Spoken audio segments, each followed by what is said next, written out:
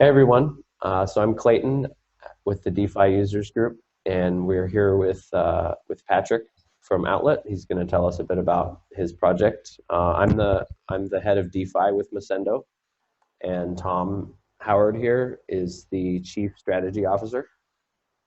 And Patrick, why don't you tell us a little bit about what you do with Outlet and maybe explain what it is to people. Okay, sure. So Outlet is essentially a better bank account that's built on Ethereum. And what I do at Outlet, I'm one of two people. I code a little bit and do essentially all of the marketing, any kind of content that you see, things like that. Okay. I'm more into like the website, whereas my co-founder, he's more into like the mobile side. And we are a mobile first app. Okay, so let's break down that thing that you said about a better banking on Ethereum. Sure. My understanding of Outlet, and correct me if I'm wrong, but my understanding is that you will allow people to take their bank account balance, like in the United States, for example, and be able to earn DeFi type returns on that balance without having to buy DAI and put it in a wallet. Am I right so far? In a way, yes, and Okay. then you correct this second half of it. Okay. So essentially, yes, you can transfer any U.S. bank account, what's the word I'm looking for, value inside your U.S. bank account into an Outlet account, right? And what's happening during that process is actually your dollars are being converted into DAI.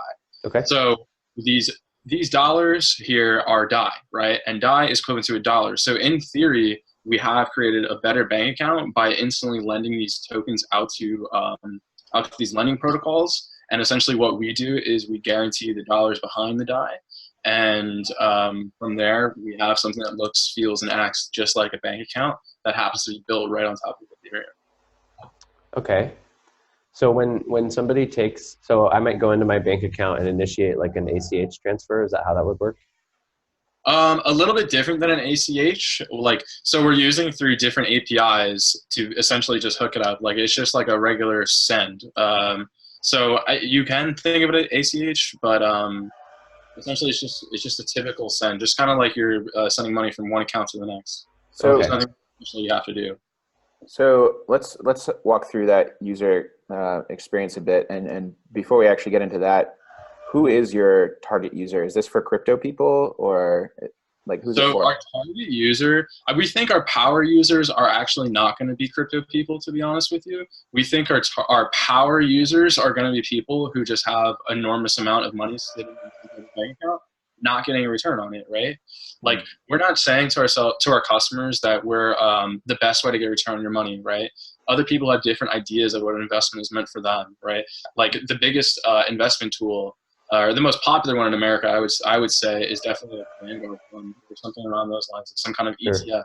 And we're not saying like, oh, we're better than them, but we're saying if you want to buy them or you want to move your money in some direction, we're a good place where you can hold it and still maintain like an enormous return on, as opposed to just getting killed by inflation. Of course.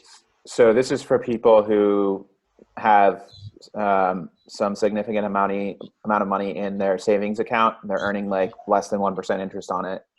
Yeah, it's really for anyone, to be honest with you. There's no minimum, but yeah, it's for anyone who has some type of money sitting in their account and they're sick of the banks kind of just giving them nothing or losing them. And if anything, honestly, banks, like a lot of times you have to pay them just to put money in their accounts and get no return on it. So we're kind of coming in there and innovating inside that space as well. Sure. Okay. And so this is this just for the US, or is it open to any country? Or if you have a United States bank account somehow, you're able to use it. So essentially, like these dollars are getting converted into DAI, and at that point, there really is no boundaries upon who can use it and who can't. But going forward into the future, we might have different ways where you can just import a wallet or do something like that. But right now, it kind of works. So the user experience is you essentially open up our app and you select how much you'd like to deposit. You take a look at the rates of what's going on at this moment. And from there, you're able to deposit as much as you'd like. And essentially everything happens on the back end where you don't even see anything or really have to do anything at all. And from there, your money starts earning interest just as it would like in a DeFi lending protocol. So let's say that I've got $10,000 in my bank account, and I send it to your account or your protocol, right? Yeah. So essentially, what you would do, though, just to back that up, is just 1 second, Please. is like this. It's not necessarily our account, right? We're making separate accounts for every single individual user, Okay. so it's a little bit different. But yeah, keep. And what's the time period? Like, how long could I have that money in there, and how long would it take to get it back into my bank account? Sure. So it depends on your bank, first of all, in terms of the send and the receive. Mm-hmm. But typically, if you want to send it to us, it's almost near instant, right? Like there's certain banks that our API provider has where it's like it'll work kind of like on a credit. If you're good enough with them, Sure. they'll essentially send the money over before it actually debits from your account. Right. And if you know you're good for it. But it can be as fast as like 1 day to do both, like withdrawal and deposit, and vice versa if you want to deposit and withdraw. And yeah, so it could be up to like 4 days, but it's also as fast as 1 day. It just depends on your bank that you're particularly using. And so walk me through that experience. Like, does the user go log into their bank and like type in the bank account numbers for Outlet, or do they log into Outlet first and then initiate a transaction? How does that all work? And how does it turn into DAI? Yeah, so what happens essentially is this. You make an account with Outlet, and then from there, our API provider Played, they allow you to essentially log in with your bank account in an encrypted way. So we don't save your bank account's password or anything like that. But let's say you have a TD account, right? And so you click on TD within the application, a bunch of different banks are going to pop up. You click that, you sign into your actual TD account, and from there you're able to easily transfer it over into our accounts. And essentially it works like that. And once money hits our accounts, our smart contract is triggered to go send your funds to other smart contracts, such as DeFi protocols. Okay. And as far as so I've sent my money. I can probably log into my Outlet dashboard and kind of see what's going on. Is that right? Yeah, it's going to be typically people think of dashboard, and I think web app, but it's actually a mobile app first. Okay. We're going to have a web app as well, and it's going to be hooked up to both the same account. But in order to actually make the deposit, you're going to need to use the mobile app. Okay. And okay, so you're using the mobile app, and then what about keys and wallet management and things like that? Is that something where I just have a traditional login and password, or am I managing wallet keys? Yeah, so that's like one of the main reasons we haven't launched as well too, is because we're still fiddling around with exactly how we want to do that. But essentially we have two different models that we're kind of working out, right? And the truth is, because our product, we want almost everyone to use it, we don't know if allowing them to save and store their keys is a good solution for everyone, right? Like, take a look at Coinbase, for example. You know, I think a big part of the reason why they are the biggest players in the industry is because they are actually a little bit custodial. Sure. And it makes people like, it's such an easier experience to kind of sign up, log in, and that's it. You know, it's very fast, as opposed to like all these different security warnings and vulnerabilities that comes with, you know, owning your own keys. And if these people are crypto noobs, I don't know if that's going to be a good experience for them. But then again, you know, like a lot of hardcore crypto people and DeFi people, they want that non-custodial experience. So that's something that we're kind of running back and forth, and we have both flows made. Okay. So essentially, we're using another API where it allows us to kind of your phone number is essentially the way that you can get back to your keys. And from there, it's like super simple for different people to kind of like, either you can move your whole wallet, that's fine, or you can kind of, you know, just check up on them, I guess. You have access to them, but they're not like given to you first thing, essentially. I see. Yep. And so it sounds like you guys are kind of doing some of the trading between the US dollar and DAI, and then you're also going to be custodians of their keys, maybe. Perhaps. Yeah. Okay. Sorry. Yeah. So what are your plans regards to regulation in the US? So essentially, we're all regulatory. I believe we're entirely regulatory fine at this point. So our different API providers, they have requirements, and from there, we're good to go essentially. So we now meet different requirements that were set for us, and at that point, we're going to ship our product. We're just, again, like fine tuning very small details, figuring out from like potential customers what they think would be a better experience, and how can we, like fit in between their lives, right? Like I personally think something like take a look at it like a ledger, for example, right? Like that's probably the most non-custodial product that I could think of. And it becomes a headache even to like store that little piece of paper, right? I think, I don't know if everyone would like that in a mobile app first experience. Sure. So I don't know. That's the biggest like thing that we've kind of been teeter-tottering with, is that. Yeah, absolutely. We've seen with a lot of crypto apps that the seed phrase is probably one of the highest churn rate screens in any crypto app. And it's like too, like if someone loses it, then we can't necessarily help them like we initially planned, and then these person's funds could be gone into like oblivion for, for some time. And that's not like the kind of experience that we want. We want to really be a bank and guarantee these people's money and, like back them up. So yeah. So you mentioned that at the beginning about that you were able to guarantee that the dollars in the account. Is that FDIC insurance, or what is that in reference to? So we are not FDIC insured. That is something that we kind of definitely need to do in the future. We understand that if we want to like maintain this conversation of even considering us to be a bank. But the truth is, we feel at this point that it's something that we need to do, we know, and we need, at the same time, we need volume within our accounts in order to move forward with that process so we can figure out how to go about it and what tier insurance we might need and different things like that.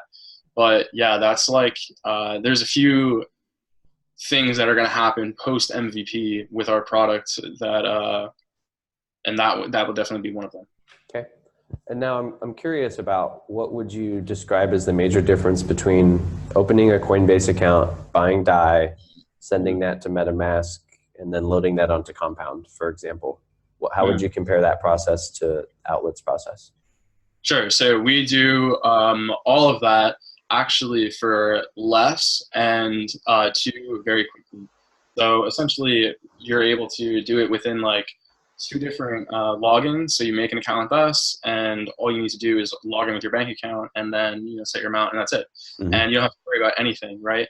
But the difference between Outlet and a typical like aggregator for these loans, something like, well, InstantApp is doing it now, but we want to aggregate the entire industry of DeFi and make sure people are getting the best rate, right? Mm-hmm. Like we also want to be profitable from day one.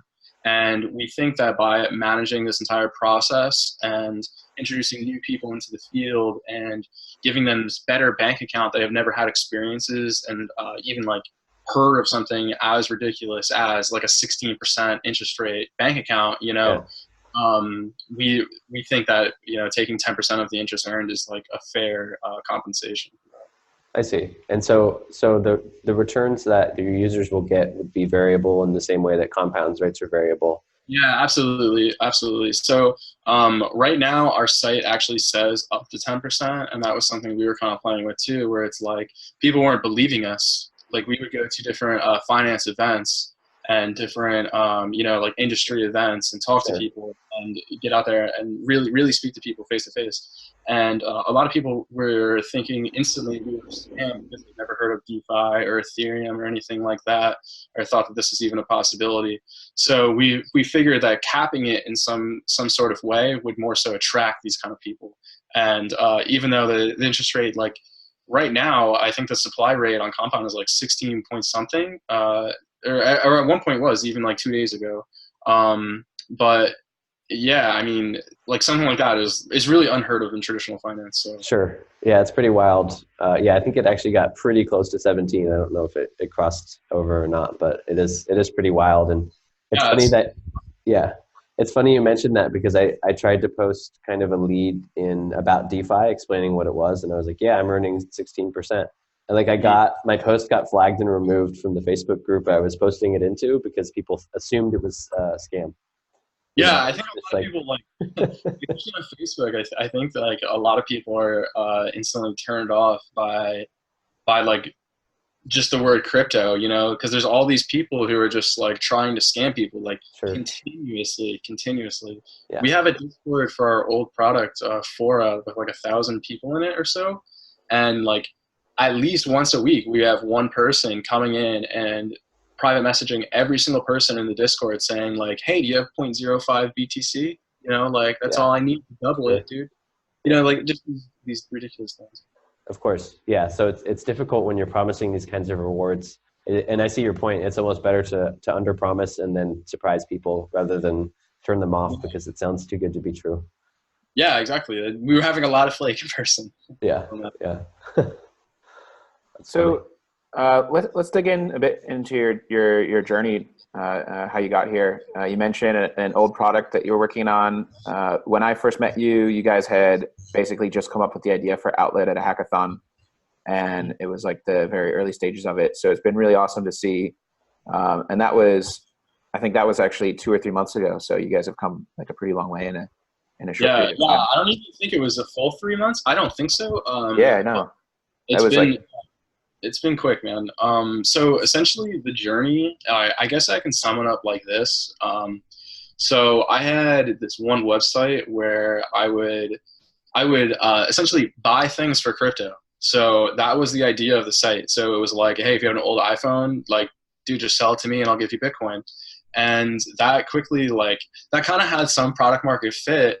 And we were getting to the front page of Reddit and everything. And essentially I realized, okay, this doesn't really scale at all. So I wanted to build more of a marketplace for something like that to happen. And we built a marketplace. So I found my co-founder through Reddit, actually. And he's been a badass dude and has really helped me ship different pieces of software.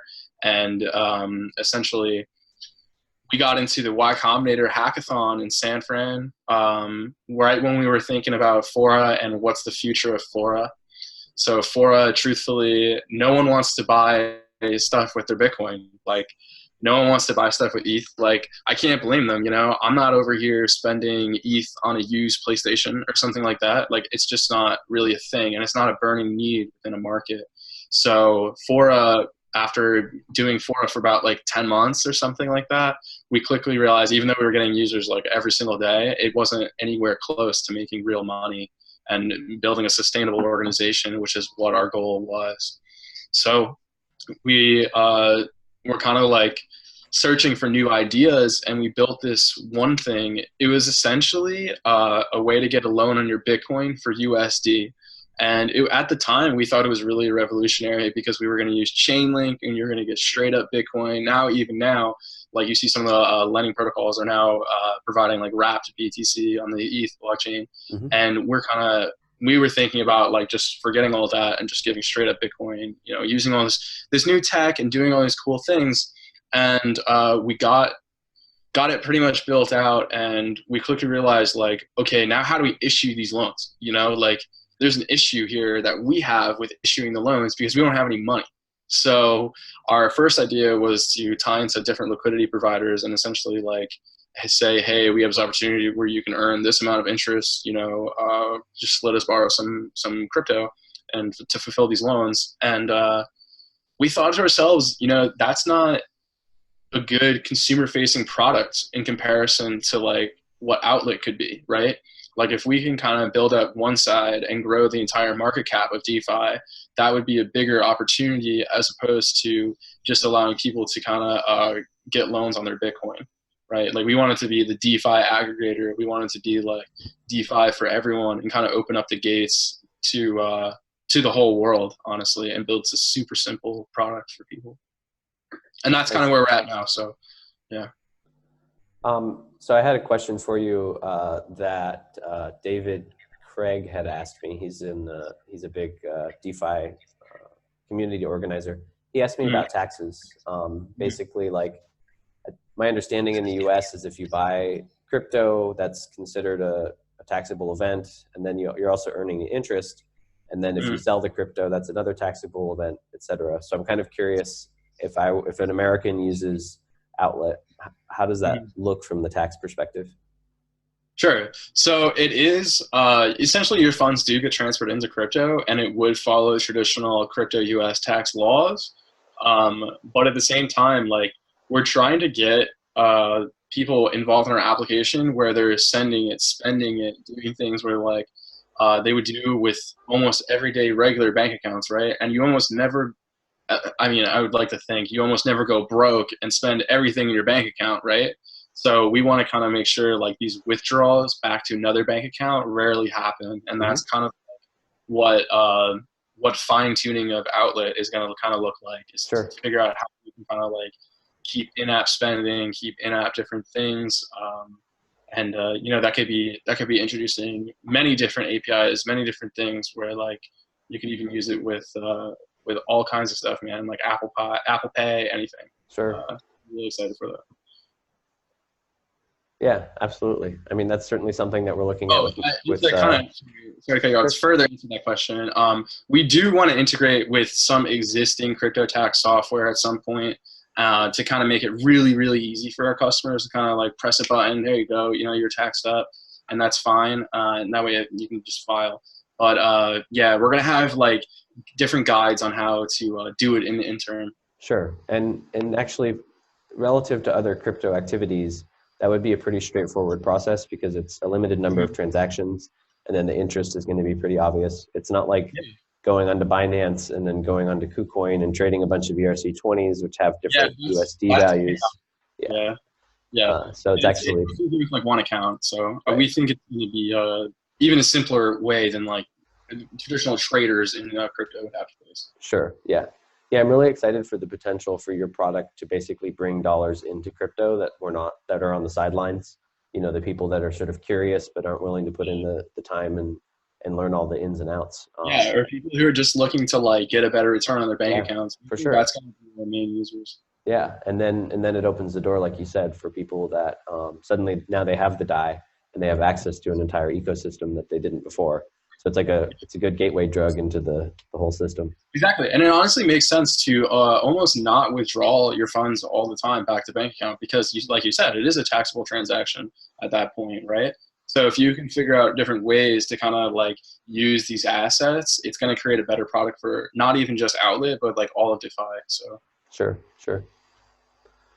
Well, very cool. How far along are you guys? Like, what's the status of your product and company and all of that?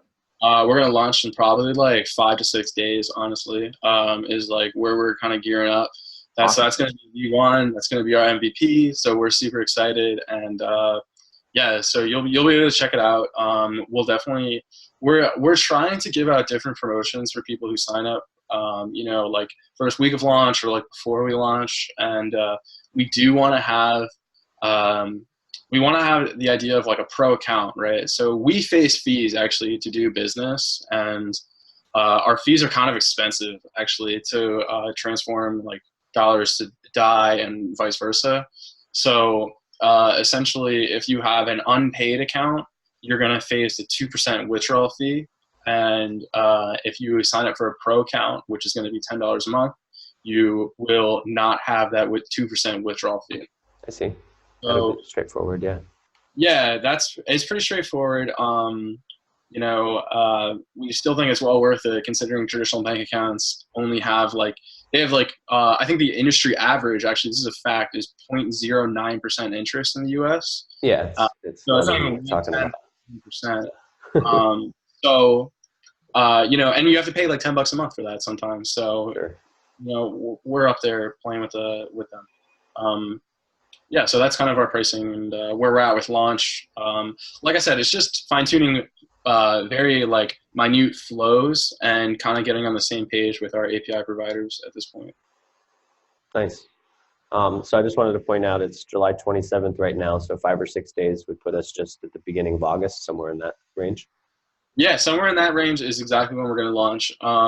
You know, like I'm not setting a hard date just in case something does happen because Of course. we're using external tools to kind of make this happen, right? Like good DeFi products, I think, are going to be like these middleware products, right? Like from the protocol layer all the way down to like, you know, all these different. There's going to be, I think, centralized solutions even at some point. Like BlockFi might open up their funds or something like that. Like I think there's going to be a lot more money kind of flowing in and out between DeFi, and there's going to be a lot of good products coming out, I think, soon. Yeah, for sure. And if people want to join the community for Outlet, where do you suggest they go? Yeah, I always suggest you join our Discord. You know, I'm in it every single day, like every single hour of every single day, even. I'm always on Discord. I'm always on Twitter as well. You can follow me at my personal Twitter. It's actually in the footer of Outlet. I just think it's a better way to reach me. Okay. The Outlet Twitter is kind of just for like company shout out stuff. Sure. Okay, great. And then the one question I like to ask everybody is like, you're at a Christmas dinner and like your distant relatives, like an uncle you don't see often and knows nothing about crypto, asks you what you're working on. How do you answer that question? I would say building a better bank account. And from there, you know, if he has something smack to talk about Ethereum, you know, school him real quick. But other than that, yeah, I would just say a better bank account, man. Like we're trying to make a very traditional product with new technology and do it in such a better way where like the banks aren't really going to know what kind of hit them at first. And so, yeah, that's where we're at. Right on. Well, looking forward to using this. I think it's going to be super relevant to the people that are watching this video. I know it is to me, even though I'm an advanced DeFi user. There's still like there's still a use case for this product for me as well. So that's cool. Tom, did you have anything else to ask, or do you think we covered it all? I think we covered most of it. Yeah, super excited for the launch. You know, I've got a US bank account, so nice. I'll hook it up and try it out.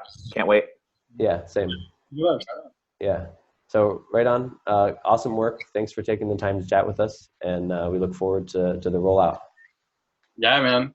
All Thanks, right. guys. Sure. Thanks. Cheers. See you guys.